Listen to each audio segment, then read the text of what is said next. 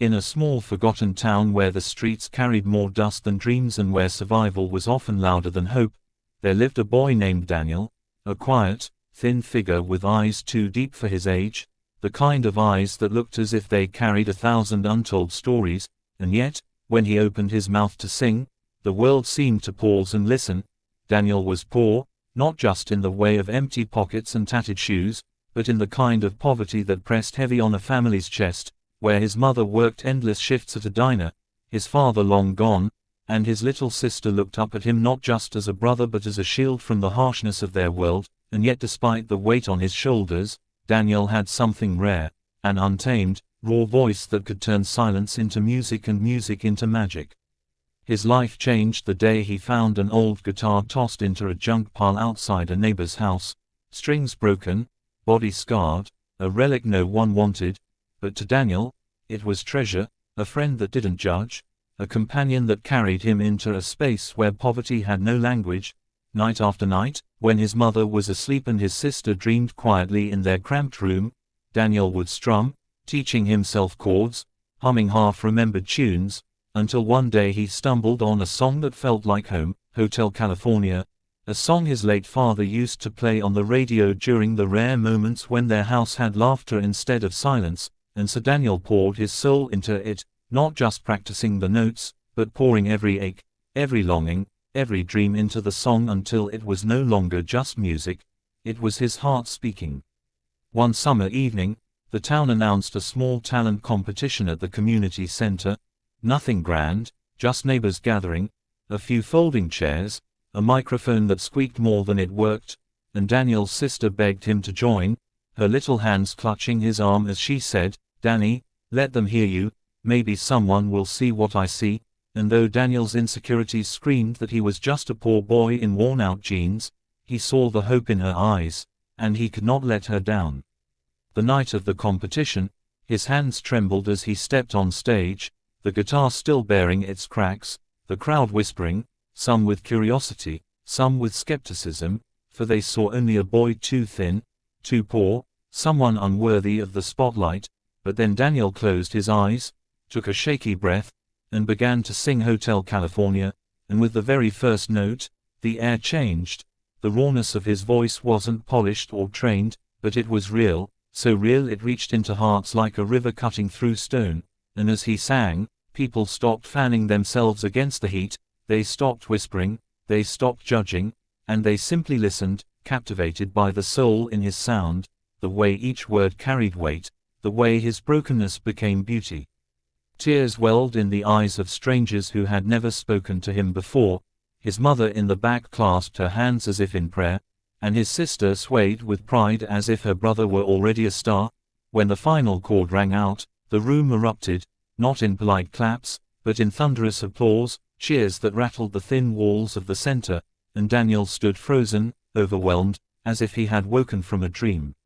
Yet that was only the beginning. For in the audience that night was a man who rarely attended such events, a music producer from the city visiting his aunt in town, and he too had been caught off guard by the boy's voice, a voice unshaped by fame, untainted by greed, pure as rain on dry land. And after the show, he approached Daniel, placing a card in his hand and saying words Daniel could hardly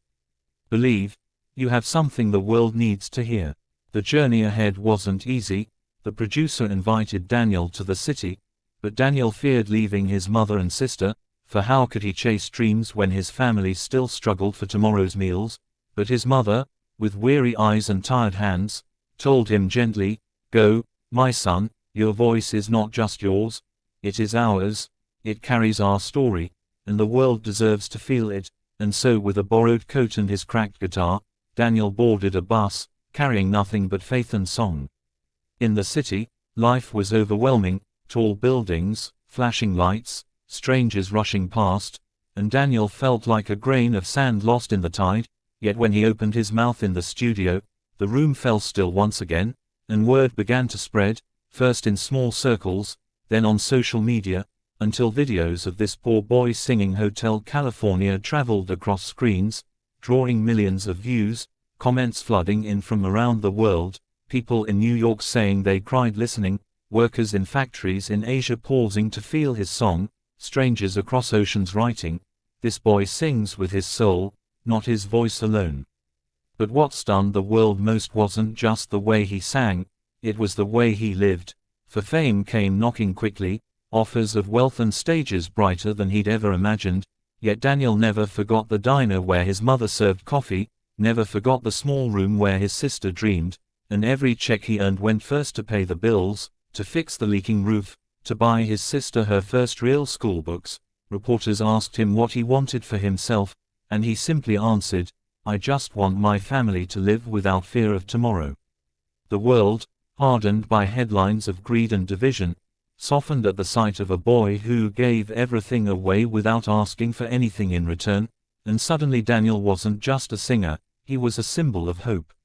His journey led him to stages he could never have imagined, and one night, he was invited to perform at a global charity concert, broadcast to millions, and he chose, once again, to sing Hotel California, the song that had carried him from the dust of his town to the lights of the world, and as his raw voice filled the stadium, cameras caught tears streaming down faces in every corner, from celebrities in the front row to families watching on old televisions in distant villages, and when he finished, silence lingered before the crowd rose as one, clapping, shouting, crying, for they had witnessed not just a performance but a miracle, the transformation of pain into beauty, of struggle into inspiration.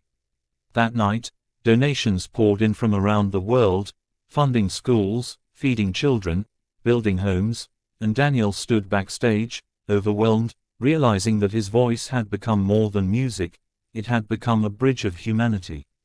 In the years that followed, Daniel remained the same boy at heart, still humble, still quiet, always remembering where he came from, and whenever he returned to his hometown, children would gather around him, asking him to sing, and he would sit on the old diner steps with his guitar, playing for them just as he once had for his sister, proving that greatness was not measured by wealth or stage lights but by the love we give and the lives we touch. And so the boy who once sang alone in a cramped room became a light for millions, his raw voice turning Hotel California into magic, not because the song was new, but because he made people feel again. He reminded the world that sometimes the most powerful thing is not perfection but authenticity, not grandeur but heart. And as people across the globe shared his story, they found themselves believing once more that no matter how poor, no matter how overlooked, even the smallest voice could change the world when it carried truth, love, and courage, and Daniel's journey became not just his own but a universal reminder that from brokenness can rise beauty, from poverty can rise generosity, and from a single song can rise a movement of hope that never dies.